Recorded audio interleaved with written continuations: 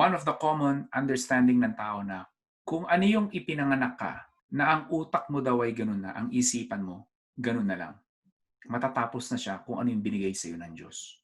Okay, well, apparently, mali po yun. Ang ating pong palang kaisipan, ang ating brain, ang ating mind, it can grow over time like a muscle. So when you are learning new things, you are confused. You are basically making your mind stretch itself, brain stretch itself. That's how you get better. That's how you learn new skills. And the good news with you guys, in our industry, we are now in an information age that we get paid by this.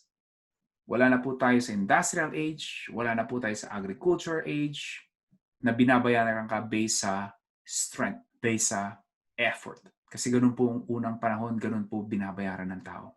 Ngayon po, binabayaran ng tao based sa results. And this is why I'm excited for you guys. Because I would say 90% of who joined my program started like new. Like most of you, wala po silang alam. And that is okay. Kaya nga po tayo may training eh. Wait, before you go, do not forget to click that red subscribe button below. Appreciate it. Thank you for watching.